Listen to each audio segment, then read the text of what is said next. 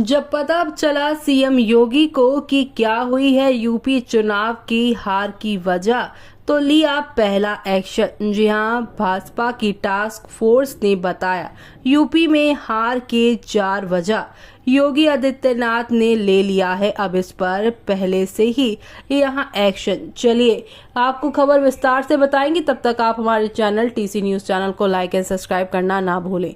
लोकसभा में भाजपा को यूपी में करारा झटका मिला है। इसे लेकर अब यहां पर भाजपा सरकार काफी ज्यादा संजीदा दिखाई दे रही है। अकेले इसी राज्य से भाजपा को 29 सीटें कम मिली है और 2019 में यहां पर 62 के मुकाबले अब 33 पर अटक गई है। इसे लेकर मंथन का दौर अभी जारी है। इसी बीच भाजपा नेतृत्व की ओर से हार के कारणों का पता लगाने के लिए बनाई गई नई टास्क फोर्स ने भी रिपोर्ट सौंप दी है।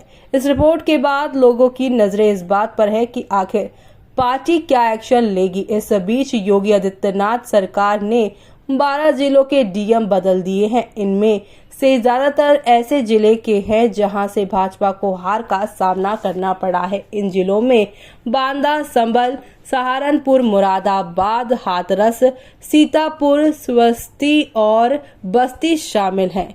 इसी वजह ये मानी जा रही है कि भाजपा ने हार के लिए प्रशासन और सरकारी अधिकारियों के असहयोग को भी जिम्मेदार माना है।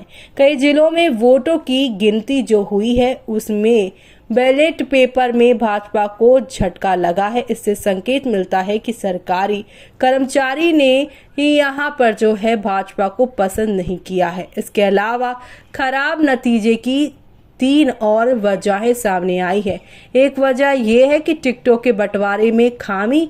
पार्टी काडर को लगता है कि नेतृत्व को ज्यादा यहाँ लोकसभा सीटों पर उम्मीदवार बदल देना चाहिए था, या फिर जिन लोगों को टिकट मिला था उनकी बजाय किसी और नेता को मौका मिलना चाहिए था।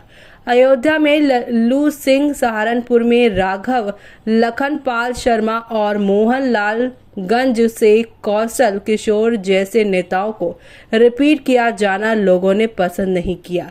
वहीं ठाकुरों ने की नाराजगी की भी रही सही कसर पूरी कर दी। सहारनपुर से लेकर बस्ती और बलिया तक इसका असर दिखाई दिया।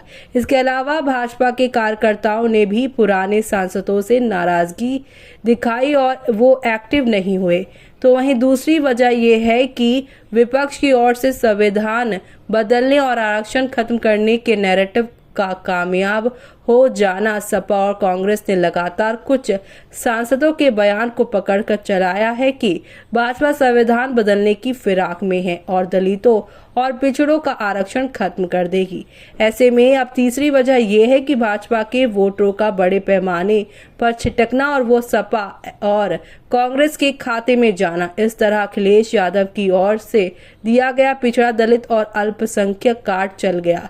जी हाँ, अखिलेश की पीडीए वाली जो सोच थी वो चली और यहाँ पर भीतरघात को लेकर तो पार्टी ने नेता भी मानते हैं कि इसका नुकसान हुआ है। मेरठ और सहारनपुर मंडल के कई भाजपा नेताओं ने माना है कि आपसी कलह ने माहौल को खराब किया। इसके अलावा टिकट बंटवारे और राजपूतों के गुस्से ने भी बड़ा नुकसान किया है।